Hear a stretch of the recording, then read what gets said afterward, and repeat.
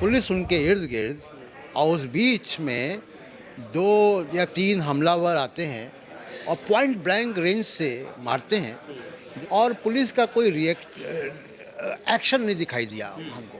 बहुत गैर जिम्मेदाराना बातें करते हैं उत्तर प्रदेश के मुख्यमंत्री। वो कभी 80-20 की बात करते हैं, कभी ठोक देंगे, इस तरीके की बात करते हैं।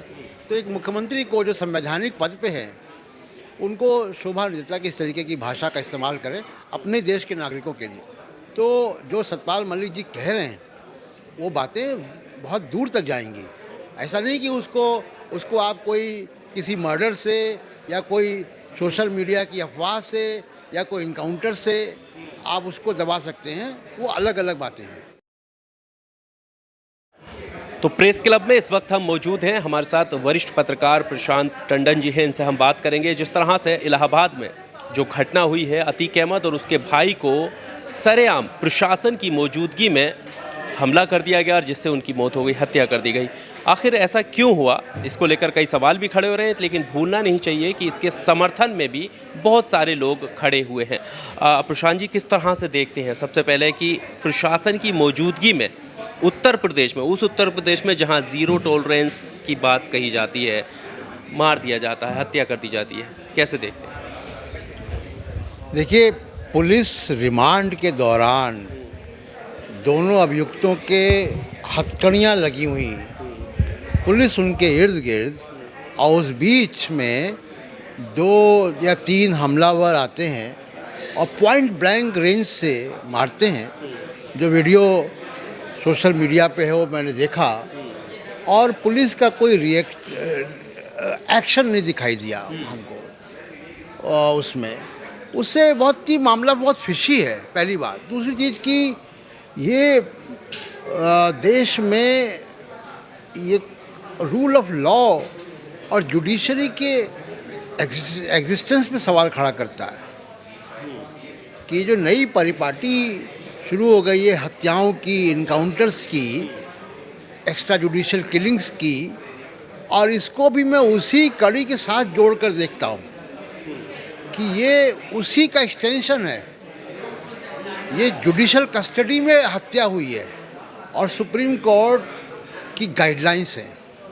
पर ये भी देखना ज़रूरी है कि इस तरह के जब हत्याएं होती हैं तो उनका जश्न मनाया जाता है।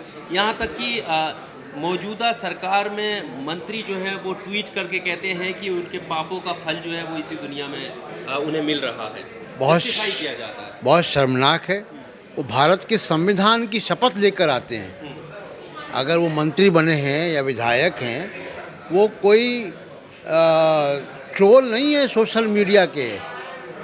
वो भारत सरकार में भारत के संविधान की शपथ लेकर मंत्री बने हुए हैं। वो इस तरीके की अगर बात कर रहे हैं, हत्या हुई है, उस हत्या का जो भी इंक्वायरी होगी जुडिशल कमीशन करेगा, कोर्ट में फैसला होगा। उसके पहले इस तरीके के बयान देना और नस्लवादी बयान देना, बेसिरपैर की बातें करना, ये शोभा नहीं देता मंत्रियों को। पर सर, हमलावरों ने जो जय श्री राम का नारा लगाया हमला करते वक्त, इसके पीछे की मंशा क्या है? क्या वो इसको कम्युनलाइज करना चाहते थे या उनसे ये नारा लगवाया गया सिंपैथी के लिए? देखिए, वो लोग जो बैकग्राउंड उनका आया है उसमें शायद 1 या 2 लोग तो बजरंग दल से संबंधित थे। अब ये जांच का विषय है कि उन्होंने नारा क्यों लगाया, क्या वो बचना चाहते हैं, क्या वो किसी मॉब का हिस्सा है, किसी ग्रुप का हिस्सा है। तो ये तो जांच में सामने आएगा, क्योंकि इस तरीके के नारे कई बार बचने के लिए भी लगाए जाते हैं। इस हमले को लेकर एक सवाल और भी लोग उठा रहे हैं कि सत्यपाल मलिक जी ने जो खुलासे किए हैं कि इंटरव्यू के दौरान कि उनकी बातों को दबाने के लिए ये कांड हुआ है, इसमें कितनी सच्चाई आपको लगती है? नहीं, ये तो देखिए 2 अलग अलग बातें हैं।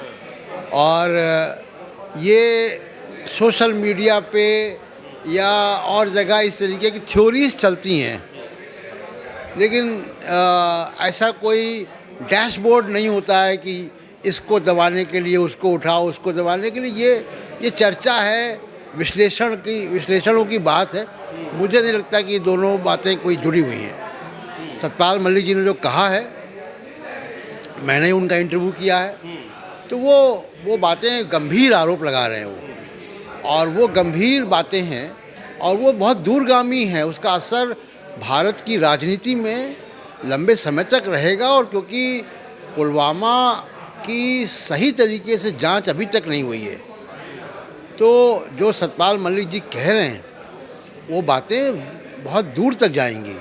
ऐसा नहीं कि उसको आप कोई किसी मर्डर से या कोई सोशल मीडिया की अफवाह से या कोई इनकाउंटर से आप उसको दबा सकते हैं, वो अलग अलग बातें हैं।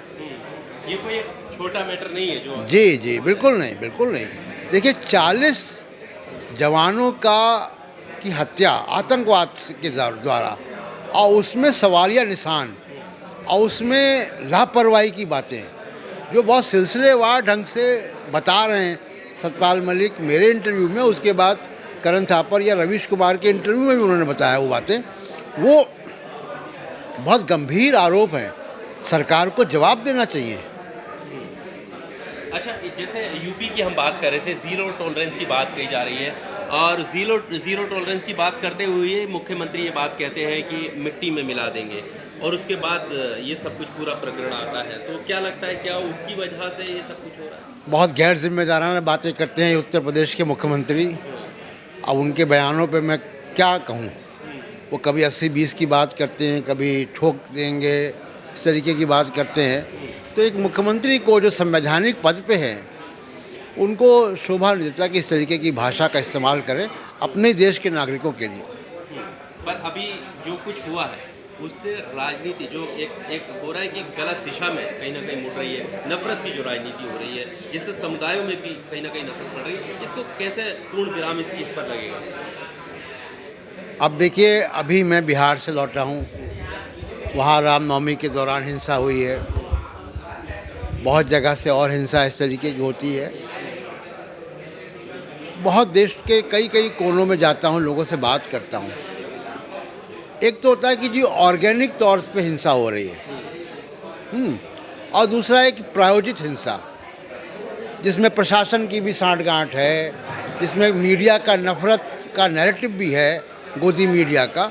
ये प्रायोजित हिंसा है, और देश की जनता इससे उकता गई है, क्योंकि इससे रोज़गार नहीं मिल रहे हैं, इससे कोई महंगाई नहीं कम हो रही है, इससे कोई जीवन स्तर नहीं बढ़ रहा है, इससे नागरिकों की सुरक्षा नहीं कम हो रही है। इसी दिल्ली में मेरे ही 3 बार मोबाइल छीन चुके हैं, जो कि मैं कोई एक ठीक ठाक इलाके में रहता हूँ।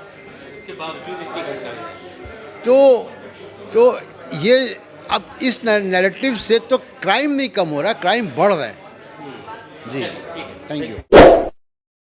Subscribe now and press the bell icon. Never miss an update.